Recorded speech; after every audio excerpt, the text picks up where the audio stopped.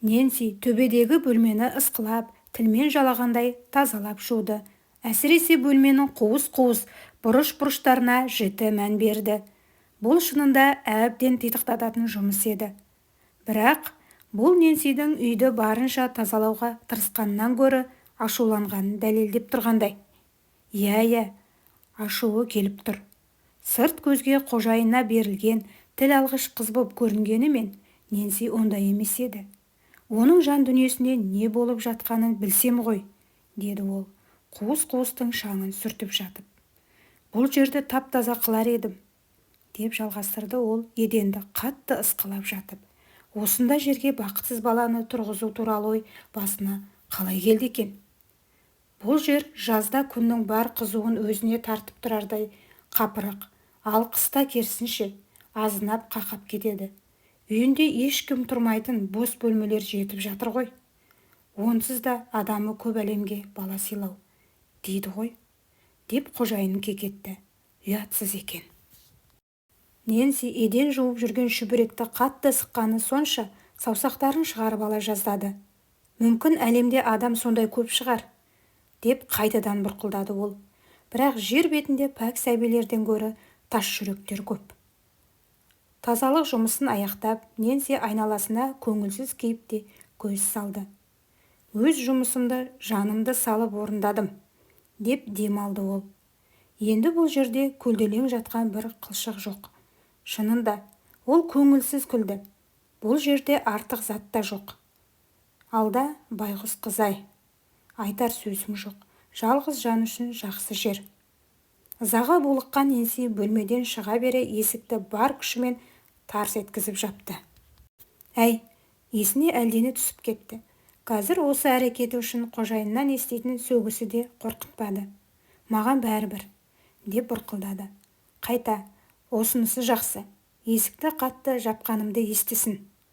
Сол күні кеште бос уақыт тауып, Харрингтондарда көп жылдар бойы бақташы боп жұмыс істеп келе жатқан Том қартты іздеп тауып алды. Ол гүлзар жанында жүр екен. Қарт Том төмен иіліп, гүлдерді сиқырлап жатқандай. Мистер Том, деп бастады сөзін Нэнси. Ол артына жалт қарап, өзін ешкім бақылап тұрмағанына көз жеткізген соң сөзін жалғастырды. Мистер Том, мисс Полиге бір қыз бала келетін білесіз бе? Ол осында тұратын болды.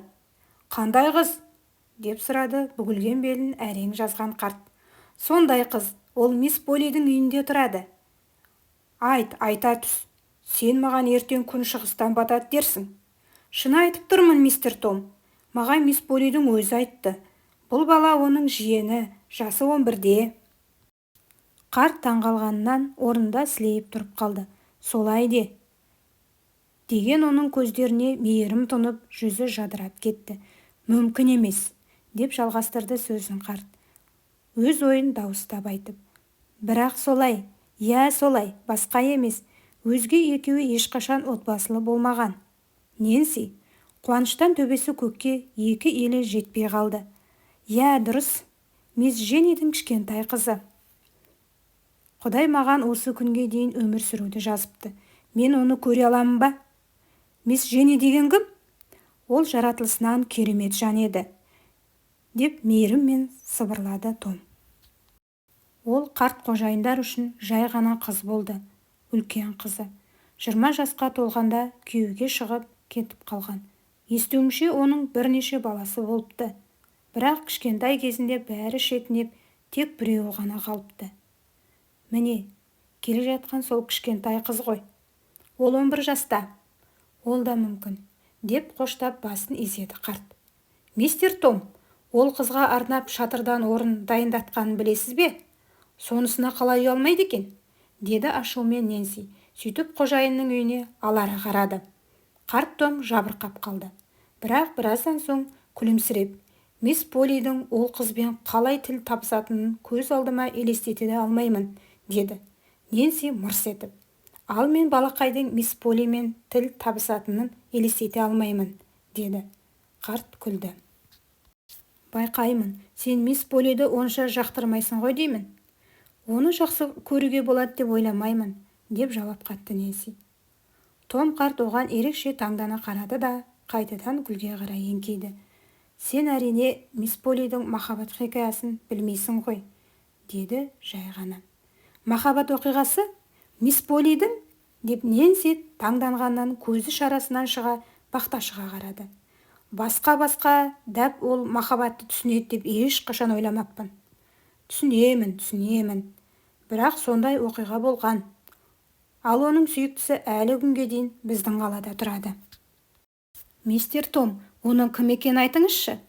Оны айта алмаймын, деді қарт өз жаққа қарап қойып, ұзақ уақыттан бері жұмыс істеп келе жатқан Томның түрінен оны қорғайтынын және қолдайтынын аңғаруға болатын. Ананы қара. Нэнси әлі де таңғалысын жасыра алмай. Мисс Полли және оның махаббаты. Қарт Том қызға ойлана қарады. Сен оны мен сияқты баяғыдан бері білсең, осыншама таңғалмас едің, деді ол. Маған сенші, ол жас кезінде көрген жан тамсанатын сондай сұлу қыз болатын. Кемпірлердің көйлегін киіп, шашын түйіп алуын қойса, қазір де әдемі ғой. Мисс Полли, ол бұрын әдемі қыз болған ба? Деді күмәнін жасыра алмаған Нэнси. Иә, қазір де ол дәл бұрынғыдай шашын жайып жіберіп, басына гүл қыстырған қалпақ, үстіне тоқыма ақ көйлегін киіп шыға келсе, сен оның сұлулығына тәнті болар едің. Ол әлі де қартайып тұрған жоқ, Нэнси. Қартайған жоқ, деп кекетті Нэнси. Олай болса, сізге мұнан айтайын, мистер Том. Ол қарттықты жақсы сомдайды. Білемін, қалқам. Сүйіктісінен айырылғаннан кейін осындай күйге түсті ғой, деп жауап берді қарт.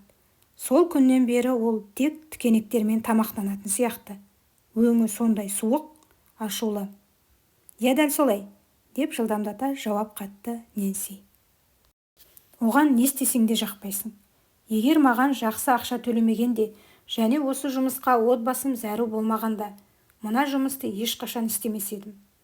Бірақ бір күні шыдамай, осының бәрін бетіне айта салармын. Сол кезде маған бұл үймен қоштасуға тура келер. Мистер Том, сізге мұнан айтайын, шыдай алмаймын. Дәл солай айтамын. Қарт Том Нэнсиге мұңайып қарады. Түсінемін, деді ол жай ғана. Айтып тұрғаныңа таңғалмаймын, бірақ маған сенші, адамның айыбын бетіне басып айта салу оңай. Бірақ бұл тығырықтан шығатын жол емес, балам. Жақсы жол емес.